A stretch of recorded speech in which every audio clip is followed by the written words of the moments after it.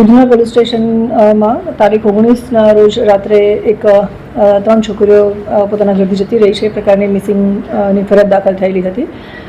આ છોકરીઓના family members સાથે ઇન્ટ્રોગેશન કર્યું ત્યારે ખબર પડી કે એમની બાજુમાં જ રહેતા બીજા 2 ઇસમ છે. તેનું નામ છે મોહમ્મદ કલીમ અબ્દુલ લકલામ, શેખ, ઉંમર વર્ષ 22, જેઓ અત્યારે મજૂરી કામ કરે છે પટેલનગર ઉધનામાં.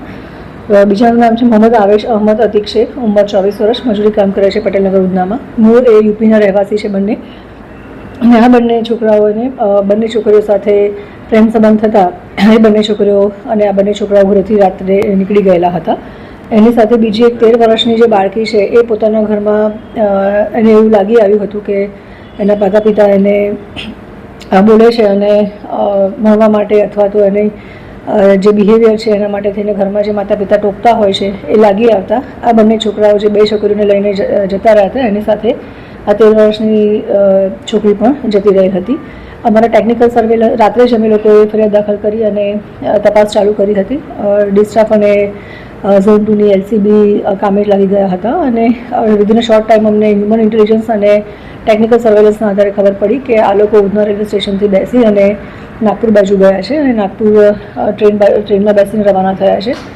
જે રેલવેની ટીમ છે એને અમે કોન્ટેક્ટ કર્યો હતો અને રેલવે પોલીસે પણ લોકલ પોલીસને સપોર્ટ કરી અને જે નાગપુરમાં એ લોકો ત્યાં રેલવે સ્ટેશન પર ઉતર્યા હતા તેના સીસીટીવી ચેક કરતાં ખબર પડી કે જે 2 છોકરાઓ અને 3 છોકરીઓ છે એ બરોની રાજપતિ સાગર એક્સપ્રેસમાં બેસી અને ત્યાંથી રવાના થયા છે.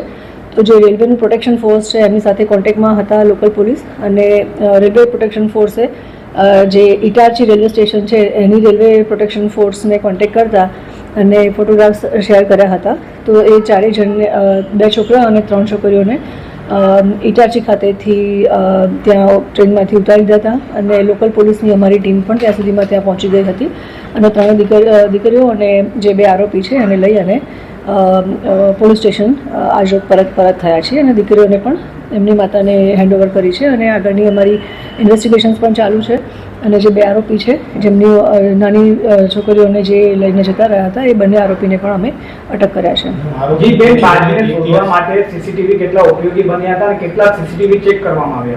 મૂળ સીસીટીવીના આધારે જ અમે આખી આગળની લાઈન પકડી હતી અને રેલવે સ્ટેશનમાંથી એ ઉધનાથી ગયા હતા એટલે ત્યાંના રેલવે સ્ટેશનના પણ સીસીટીવી ફૂટેજીસ ચેક કર્યા હતા.